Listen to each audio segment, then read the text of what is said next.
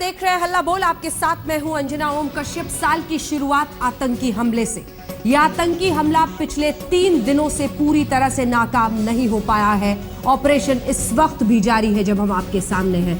कौन से हैं वो 5 सवाल जिनको आज हम उठाएंगे हल्ला बोल में। सबसे पहले उनका रुख करते हैं क्योंकि सवाल ये पूछा जा रहा है, पठानकोट हमला मोदी सरकार की बड़ी चूक है क्या? क्योंकि आखिर एक के बाद एक मंत्री इस सरकार के अलग अलग बयान क्यों देते रहे वक्त वक्त पर? आतंक पर जीरो टॉलरेंस सिर्फ चुनावी वादा साबित हुआ क्या? अगर आपको याद हो, एक वक्त पर कहा जाता था कि वो एक सिर काटेंगे, हम 10 ला देंगे, हम ये कर देंगे, हम वो कर देंगे। सिर्फ यूपीए पर हमला था वो। अलर्ट के बाद भी क्यों चूकी सरकार और एजेंसियां? जानकारी थी, और इतनी स्पेसिफिक जानकारी तो शायद किसी आतंकी हमले में पहले नहीं रही हो। बावजूद उसके इतनी बड़ी चूक कैसे? भारी हथियारों से लैस आतंकी कैसे फांद गए दीवार? एयरबेस में वो कैसे पहुंच गए अंदर? कहां थी सेना, कहां थी पुलिस? इसी के साथ आतंकियों की संख्या पर 2 दिन तक असमंजस क्यों बरकरार है? पहले दिन तो कह दिया गया था कि सभी आतंकियों को मार दिया गया है, ऑपरेशन खत्म है। फिर जब फायरिंग शुरू हुई तो पता चला अभी तो और भी लोग हैं। अभी तक नहीं समझ में आ रहा है कितने आतंकी हैं। पठानकोट में 6 आतंकियों को धूल चटा दी गई है, लेकिन करीब 65 घंटे से ऑपरेशन अभी भी जारी है। आतंकियों को उसके ही मोर्चे पर सुरक्षा जवानों ने मात तो दे दी, लेकिन अब भी सर्च ऑपरेशन जारी है। यानी कि आतंकियों की पूरी तरह सफाया अभी नहीं हो पाया है। ऐसे में ये सवाल उठ रहा है कि क्या पाकिस्तान से दोस्ती की पहल मोदी सरकार की बड़ी भूल रही?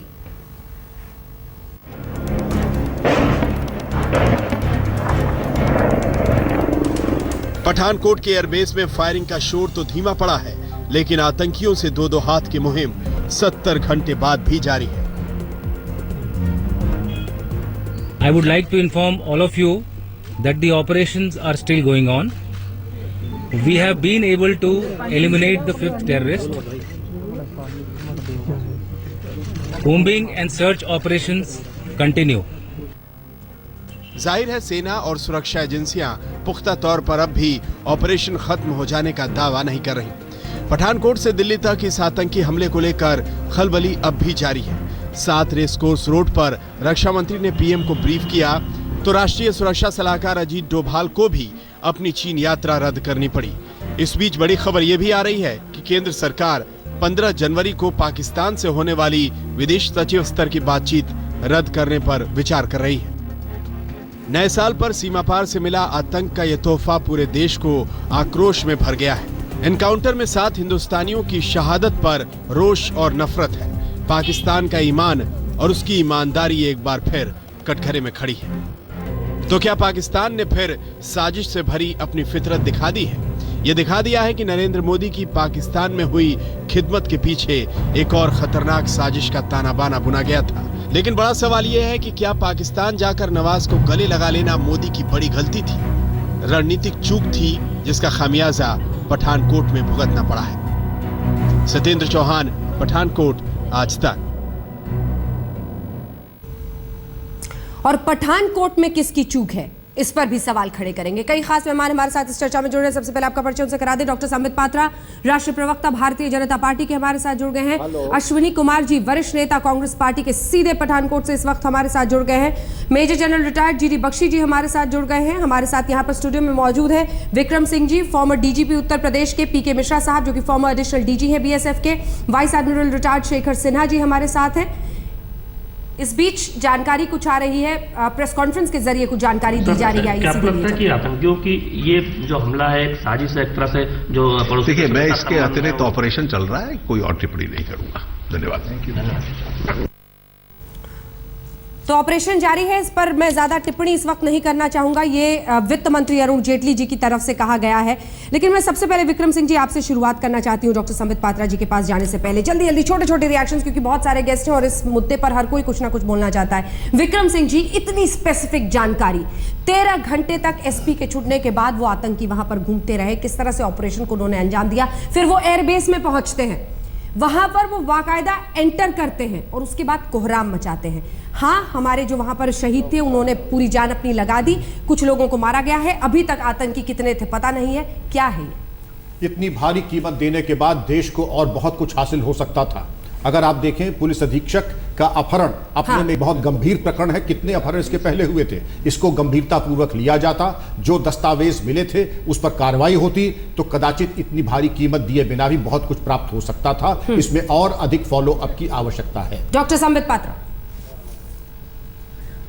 देखिए, मेरा स्पष्ट मानना है, पहले तो मैं जो शहीद हुए हैं उनको नमन करूंगा, मगर ये कहूंगा कि जब कॉम्बिंग ऑपरेशंस चल रहे हैं और जो पूरी प्रक्रिया ग्राउंड कॉम्बैट की है वो ऑन है, इसमें हम नुक्ताचीनी निकालना आरंभ कर दे कि किसकी गलती है, क्या फोर्स की गलती रही, क्या सरकार की गलती रही, क्या सरकार की तरफ से बोलते हुए वित्त मंत्री अरुण जेटली उन्होंने बताया एयरबेस को पूरी तरह से तबाह करने की मंशा लेकर आतंकी आए थे, लेकिन ऐसी मंशा उनकी पूरी नहीं हो पाई क्योंकि प्रॉम्प्ट उनका कहना था, बहुत सही तरीके से उनसे डील किया हमारी सेना ने। मैं चाहती हूं कि इस पर जल्दी से आपसे अश्विनी जी एक रिएक्शन में ले लूं, जो कहा है वित्त मंत्री साहब ने उस पर। देखिए, वित्त मंत्री जी ने अपनी बात कही, मुझे विडंबना भी है, आश्चर्य भी है और दुख भी है। इतनी बड़ी मात्रा में भारत का नुकसान हुआ, हमारे जवान शहीद हुए, एडवांस इंटेलिजेंस के बावजूद सीमावर्ती सूबे के एयरफोर्स के स्टेशन के ऊपर पाकिस्तानी स्पॉन्सर टेररिस्टों ने अटैक किया और वो यहाँ तक कामयाब हो गए कि वो दीवार को लांघकर एयरफोर्स स्टेशन के अंदर भी शामिल हो गए। अब ये कहना कि हमारी सिक्योरिटी फोर्सेस ने डैमेज को कंट्रोल किया है तो किया ही है और हम बहुत आभारी हैं हमारे सिक्योरिटी फोर्सेस के, मगर आज सवाल ये है कि इतनी इंटेलिजेंस फेलियर कैसे हुई और 6 महीनों में ये तीसरा आतंकी हमला है।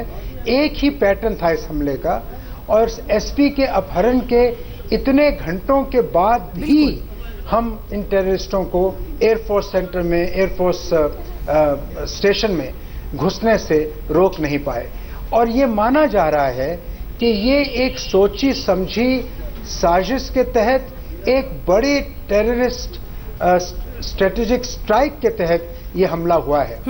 आज जहां सारा देश हमारे सेनानियों को नमन कर रहा है, उनकी शहीदी के सामने शीश झुका रहा है, वहां हमारा आज ये अधिकार भी है इसके सरकार से पूछें कि 70 घंटों तक national cabinet committee on security की मीटिंग नहीं हुई।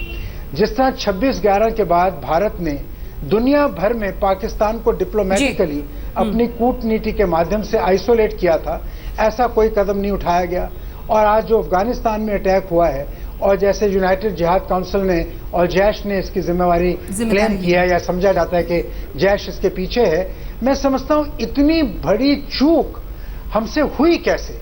तो इसलिए पाकिस्तान के साथ कैसे बातचीत करनी है, क्यों कर बातचीत करनी है और क्या मोदी जी का वहां पर एकदम जाना उचित था, क्या हमारे को यही फल मिला है दोस्ती का हाथ बढ़ाने पर। तो आज ये संबित पात्रा जी कह रहे हैं कि कॉम्बिंग ऑपरेशंस हो रहे हैं, आज नुक्ताचीनी ना करें, हम नुक्ताचीनी नहीं कर रहे, पर देश की सुरक्षा का सवाल है। देशवासी ये जानना चाहते हैं सरकार से कि ऐसी चूक क्यों कर हुई और आप क्या कर रहे हैं देशवासियों को ये आश्वस्त करने के लिए कि आगे ये चूक नहीं होगी। और आज क्या सिर्फ 15 जनवरी को फॉरेन सेक्रेटरी लेवल टॉक स्थगित करना ही काफी है?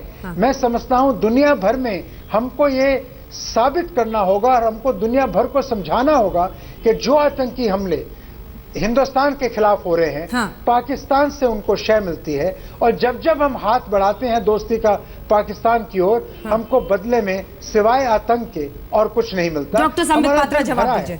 आज हम सरकार के साथ खड़े हैं क्योंकि हम सरकार को की मदद करना चाहते हैं जहां तक आतंकवाद का सवाल है, पर अगर देशवासी सवाल भी नहीं पूछेंगे, आज भी सवाल नहीं समाप्त हो गया हो तो मैं जवाब दे दूं। हाँ, डॉक्टर संबित पात्रा जी जवाब दीजिएगा। समाप्त हुआ तो नहीं, कहिए तो मैं देखिए पहले अभी नहीं, आप कहे पूरा कह लीजिए जी, आप, मुझे कोई परेशानी नहीं है। नहीं, आप अपनी बात कर लीजिए क्योंकि आज आप एक रूलिंग पार्टी के प्रवक्ता हैं। मैं समझता हूं कि इस पर दलगत राजनीति से ऊपर उठकर बात होनी चाहिए। इसमें कोई पार्टी की बात नहीं है, राष्ट्र की सिक्योरिटी के मुद्दे की बात है जी। और जहां हो गया हो तो अब मैं बोल लूं या फिर और अंजना जी और 15 मिनट के बाद बोल लूंगा, कोई परेशानी नहीं है। मगर आपको ये चाहिए कि आप दलगत राजनीति से उठकर देशवासियों को जवाब दें। डॉक्टर संबित पात्रा। देखिए अश्विनी जी, आप खुद मंत्री रह चुके हैं, आप एक सीनियर लीडर हैं कांग्रेस पार्टी के। लगभग 5 मिनट से आप जो राजनीतिक रूप से एड्रेस कर रहे थे वो हमने सुना है। आपने कहा कि ये कमजोर सरकार है, कंटेन नहीं कर पाए, जबकि मुझे लगता है आप जैसे सीजन्ड लीडर को एक बहुत बैलेंस स्टैंड लेना चाहिए, क्योंकि हम एक बहुत महत्वपूर्ण चैनल में बैठे हैं। पूरे विश्व में इस चैनल को देखा जाता है, एक संदेश इस चैनल के माध्यम से जाता है। स्वाभाविक रूप से जब कॉम्बिंग ऑपरेशन चल रहा हो, अगर हिंदुस्तान की ऑपोजिशन पार्टी कहे कि नहीं चूक हो गई, हम ठीक से इसको नहीं निभा पाए, तो ये संदेश क्या जाएगा? मैं तो कहता हूं हम निभा पाए हैं। आप कंपेयर करिए 26/11 को, इसके साथ कंपेयर करिए। 26/11 में नेशनल सिक्योरिटी गार्ड कब पहुंची थी? आप उस समय मंत्री थे, आप बेहतर जानते हैं। यहां नेशनल सिक्योरिटी गार्ड एक दिन पहले पहुंची। उतने ही लोग, जितने आतंकवादी अभी आए थे, उतने ही आतंकवादी उस समय थे। कितना डैमेज उस समय हुआ और हम कैसे सक्सेसफुली टेक्निकल एरिया से आतंकवादियों को रोक पाए, और जो बड़े बड़े एसेट्स, चाहे मिग विमान के हों, चाहे हमारे डिफरेंट एसेट्स हो, उनको हम प्रोटेक्ट कर पाए। इसमें कोई शक नहीं कि अगर एक भी हिंदुस्तानी सेना का जवान नहीं शहीद होता तो वो हमारे लिए और गर्व का विषय होता। इसमें कोई शक नहीं है। आपकी इजाजत हो तो एक दो सवाल मैं आपसे अंजना जी, पूछ लूं बहुत सर? समय तक अश्विनी जी ने, नहीं सर, मैं आप ही से पूछूंगी। बहुत समय तक अश्विनी जी ने आप ही बोला से कुछ सवाल लेना है, क्योंकि आपने शुरुआती फ्रंट फुट पर बैटिंग के साथ की कि नुक्ताचीनी, मतलब ये नुक्ताचीनी नहीं है, ये सवाल है और ये सवाल पूछे जाएंगे। क्या एयरबेस पर अटैक को रोका जा सकता था?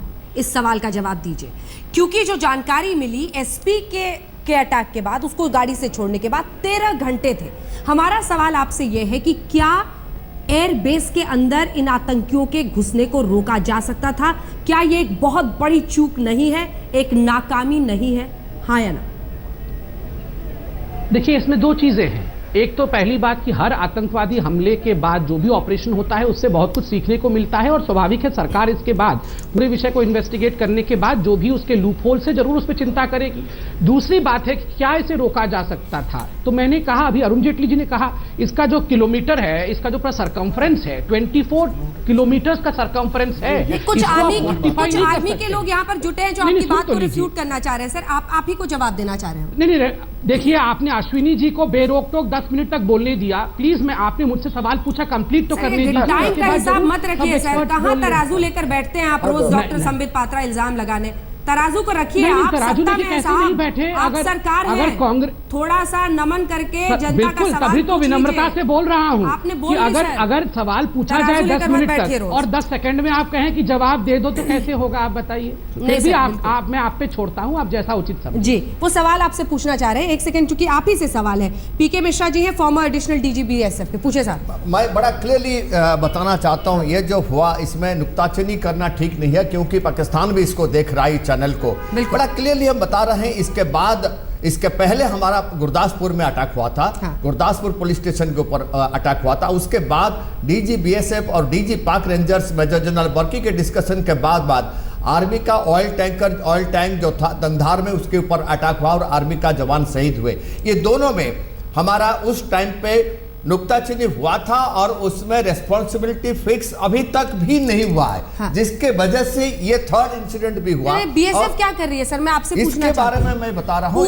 पूरा एरिया शिफ्ट हो चुका है, आपको एहसास है? जम्मू कश्मीर से जम्मू और अब पंजाब के जरिए ये फ्रंट पाकिस्तान ने बीएसएफ की इतनी बड़ी नाकामी है ये, आप इसकी गंभीरता समझ रहे हैं? एक चीज बताना चाहता हूँ, सब जगह इसके बाद जो हुआ, एसपी को अगवा करने के बाद मेरे को भी लगता है इसके ऊपर फीसी लगता है जो एसपी को छोड़ किस लिए दिया गया। नंबर 1, नंबर 2, 24 किलोमीटर अगर बीएसएफ पे जवाब दो ना। बीएसएफ के बारे में ये बता रहा हूं कि वही एरिया है जहां पर नहीं इतनी घुसपैठ क्यों हो रही है पंजाब के जरिए सर? इतनी घुसपैठ कैसे हो रही है? मेनली बॉर्डर गार्डिंग फोर्सेस को इन कंपैरिजन टू डिफेंस शायद टेक्निकल डेवलपमेंट और ट्रेनिंग प्रॉपर नहीं मिल रहा है। ये मुद्दा है comparison to defence organisation for and most of the border guarding, a lot of border guarding training battalions are already deployed for IS duties, not in border guarding forces.